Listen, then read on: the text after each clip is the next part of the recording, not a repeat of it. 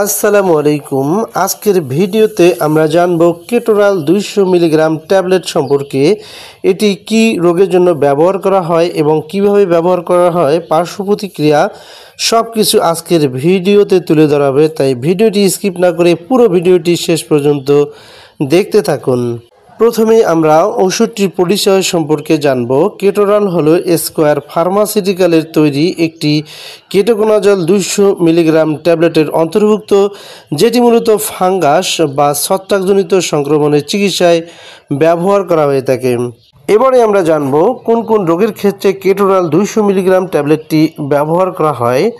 এটি মূলত ত্বক, চুল, নখ এ ঘটতে পারে এমন ডার্মাটোফাইট ও ইয়েস্ট সংক্রমণ যেমন অনিওকোমাইকোসিস, ক্রনিক মুকোকুটিনিয়াস ক্যান্ডিসিয়াসিস ইত্যাদি চিকিৎসায় ব্যবহার করা হয়ে থাকে। কখনো কখনো মুখের ক্যান্ডিডিয়াস বা যোনি ভ্যাজাইনাল ক্যান্ডিডিয়াসের ক্রনিক বা রিকারেন্ট কোর্সেও ব্যবহার হতে পারে। বিশেষত টপিক্যাল দিলে যখন কাজ করে না, তখন এই ট্যাবলেটটি ব্যবহার করা হয়ে থাকে। এবারে আমরা জানব ট্যাবলেটটি কিভাবে কাজ করে। কেটোকোনাজল হলো ইমিডাজল শ্রেণীর অ্যান্টিফাঙ্গাল। এটা ছত্রাকের সেল মেমব্রেইনকে লক্ষ্য করে মেমব্রেইন এস্টোরল সংশ্লেষণে বাধা দেয়, ফলে ছত্রাকের বৃদ্ধি থেমে যায় বা নষ্ট হয়ে যায়। ফলে ছত্রাক আর বৃদ্ধি পায় না, এর ফলে রোগটি খুব তাড়াতাড়ি ভালো হয়ে যায়। কেটোরাল 200 মিলিগ্রাম ট্যাবলেটের ডোজ।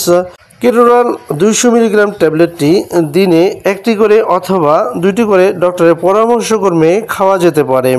কেটোরাল 200 মিলিগ্রাম ট্যাবলেটের সম্ভাব্য কিছু পার্শ্ব প্রতিক্রিয়া। সব অ্যান্টিফাঙ্গালের মতো কেটোকোনাজলে সামান্য পার্শ্ব প্রতিক্রিয়া দেখা দিতে পারে। সাধারণত বদহজম, বমি অথবা পেটে ব্যথা বা মাথা ঘোরার মতো সমস্যা দেখা দিতে পারে। ট্যাবলেটটি সম্পর্কে সতর্কতা। কেটোকোনাজল মুখে নেওয়া হলে যকৃতের উপর প্রভাব পড়তে পারে। অতএব যাদের লিভারের সমস্যা আছে বা লিভার এনজাইম বেড়ে গেছে, তাদের অবশ্যই সতর্কতার সহিত এই ট্যাবলেটটি ব্যবহার করতে হবে এবং ডক্টরের পরামর্শ নিতে হবে। গর্ভাবস্থায় এবং স্তন্যদানকালে ট্যাবলেটটি ব্যবহার করা যাবে কি না।